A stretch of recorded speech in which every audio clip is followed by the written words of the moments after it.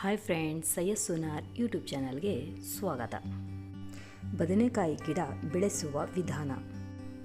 ಉತ್ತಮ ಗುಣಮಟ್ಟದ ಬೀಜವನ್ನು ಆಯ್ಕೆ ಮಾಡಬೇಕು. ಸೂರ್ಯದ ಕಿರಣ ಬೀಳುವ ಜಾಗದಲ್ಲಿ ನೆಡಬೇಕು. ಮಣ್ಣು ಸಡಿಲವಾಗಿರಬೇಕು.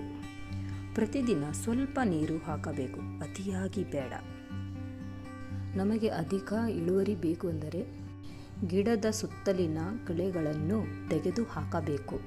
ನೋಡಿ, ಈ ಥರ ಒಳ್ಳೆ ದೊಡ್ಡದಾಗಿ ಹೂ ಬೆಳಿಬೇಕಂದ್ರೆ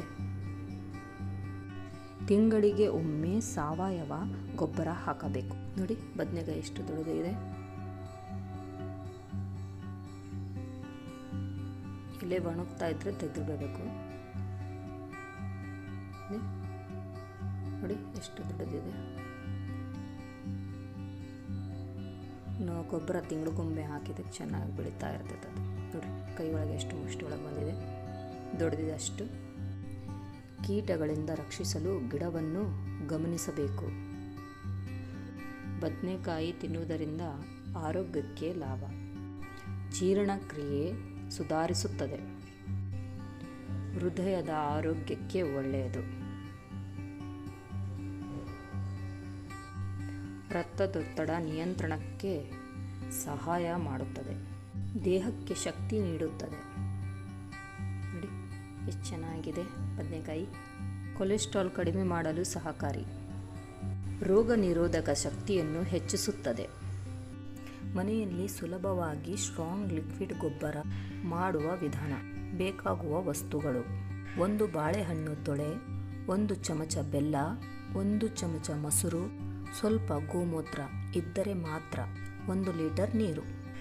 ಮಾಡುವ ವಿಧಾನ: ಬಾಳೆ ತೊಳೆ ಚಿಕ್ಕ ತುಂಡು ಮಾಡಿ ನೀರಿಗೆ ಹಾಕಿ, ಬೆಲ್ಲ ಮತ್ತು ಮೊಸರು ಸೇರಿಸಿ, ಇದ್ದರೆ ಸ್ವಲ್ಪ ಗೋಮೂತ್ರ ಸೇರಿಸಿ 2 ದಿನ ಮುಚ್ಚಿ ಇಡಿ.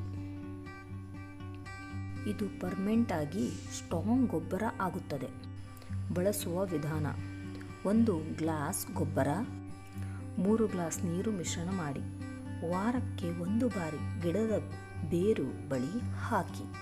ಲಾಭಗಳು: ಹೆಚ್ಚು ಹೂ ಬರುತ್ತವೆ, ಹೂ ಬೀಳುವುದಿಲ್ಲ, ಹೆಚ್ಚು ಕಾಯಿ ಬರುತ್ತವೆ, ಕಾಯಿ ದೊಡ್ಡದು ಮತ್ತು ಆರೋಗ್ಯಕರವಾಗಿರುತ್ತದೆ. ಕೇವಲ 15 ದಿನಗಳಲ್ಲಿ ನಿಮ್ಮ ಮುಂದೆ ಬದಲಾವಣೆ ಕಾಣಿಸುತ್ತದೆ. ನೋಡಿ, ಈ ಥರ ಒಳ್ಳೆಯದು. ಹಿಂಗೆ ಕಟ್ ಮಾಡ್ತಾ ಇದ್ದೀನಿ ನೋಡಿರಿ. ದೊಡ್ಡದಿದೆ, ಕಟ್ ಮಾಡೋಕ್ಕೆ ಸ್ವಲ್ಪ ಕಷ್ಟ ಆಗ್ತದೆ. ನೋಡಿ ಹೇಗಿದೆ.